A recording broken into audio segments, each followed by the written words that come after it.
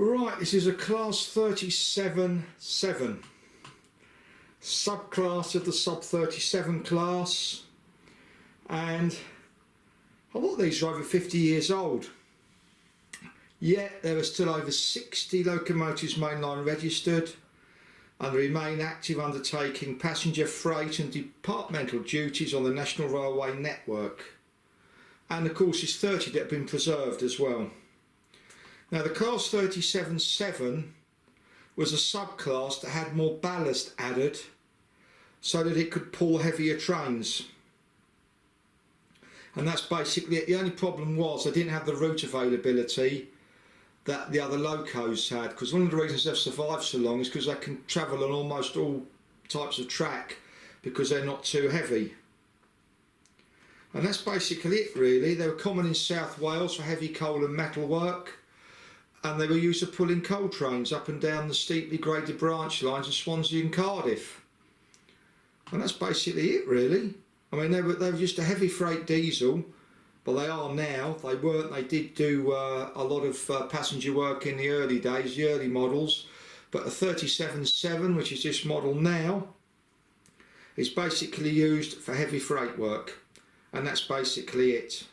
The Port Talbot docks were the steel trains heaviest on the British Rail network at 3,300 long tonnes, and these were done by the 37-7s, requiring only 2 locomotives.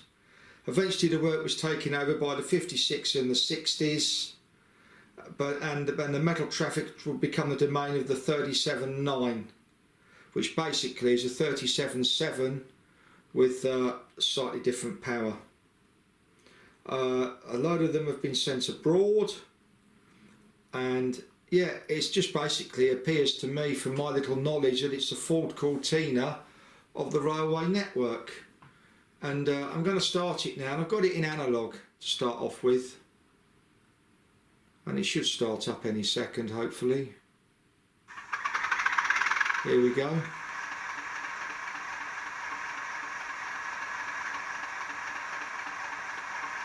And what I like about Bachmann Analogue is it's reliable. Hornby TTS Analogue, I find if I've been running it digital for a while, it will not run in Analogue or DC.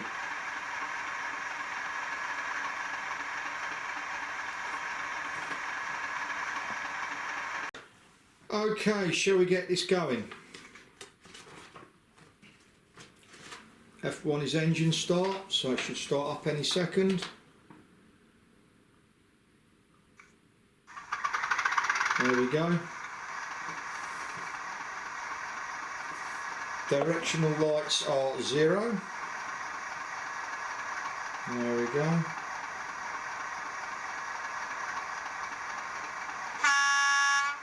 And that's horn 1. Horn 2.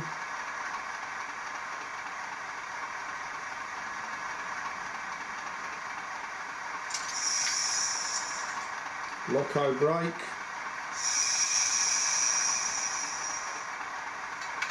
Seven is couple up. 8 is uncouple.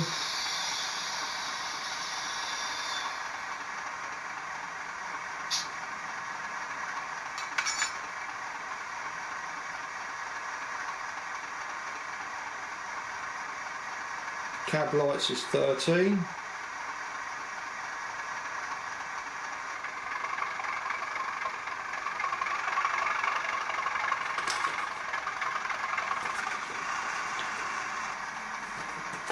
And you can see it ticks over quite nicely.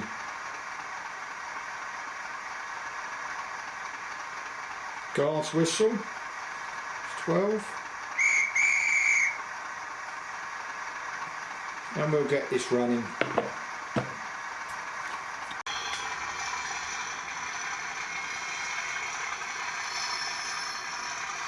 Here it comes now. You can hear the flange squeal.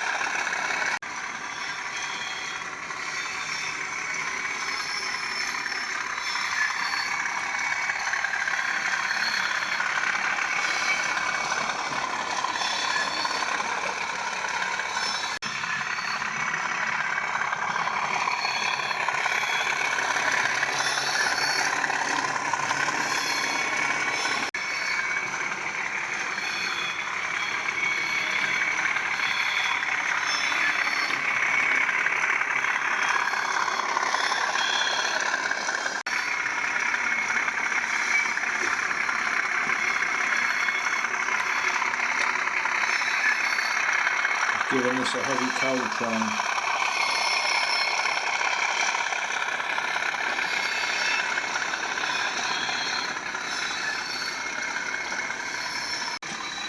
Just a point, I'm running this on insull frog points and curve points, and I was told I couldn't run digital trains through insull frog points. But where's the loss of power? Can somebody tell me? Because I can't see any. And here comes the class 57 Europhoenix. Pulling a heavy coal train.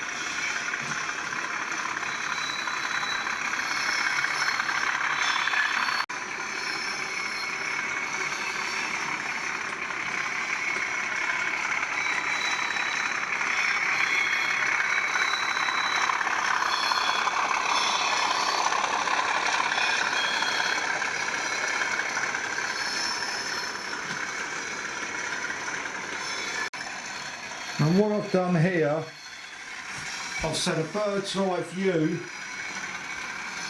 just to demonstrate, and I will do a pointing exercise. Curve point, insull frog. Curve point, insull frog.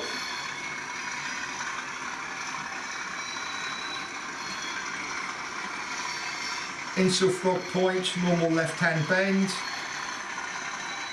Curve point, all insull frog. And the so-called experts say that you need to use either capacitors, I'm not sure what they are, but whatever the electrical devices that you put into digital trains to make sure you don't lose power. Well, I'm not losing any power. I'm going round. They say you've got to put little pin clips into your points for digital trains to work.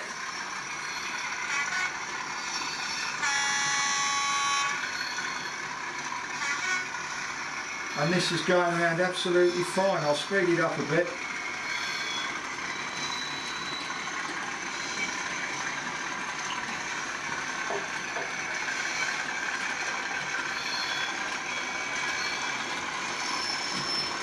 I'll run it on the 128, it's nice, so there we go.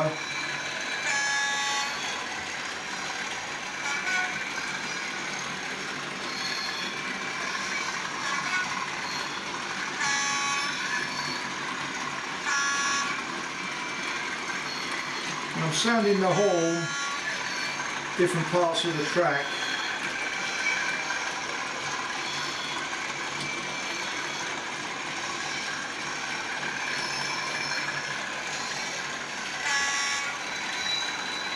And you see it runs fine. Give it a bit more pace.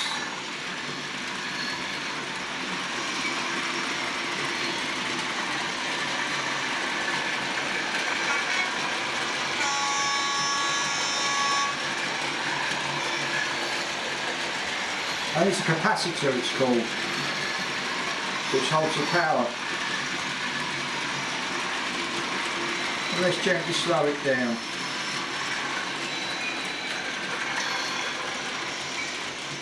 Right down too much, the trucks are uncoupled. So let's reduce the speed. So look, this is primarily an analog DC layout. I have the odd train with sound. And everybody was telling me you can't do this, you can't do that, you can't do the other.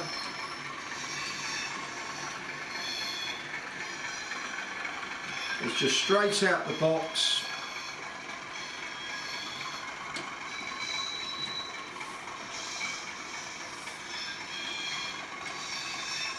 I'm running it on a Bachmann Gauge Master Prodigy, speed 30.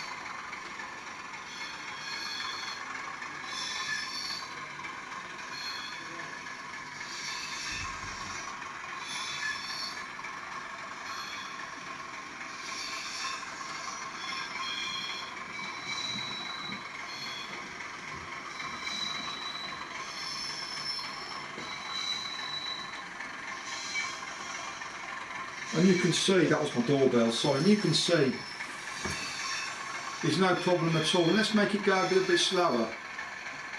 10.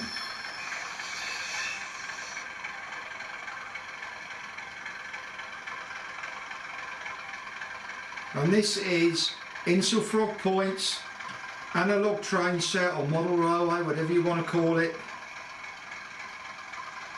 No stuttering, and this track's run all the time, there's enough videos. And this is running well. It would never really run this slow in real life.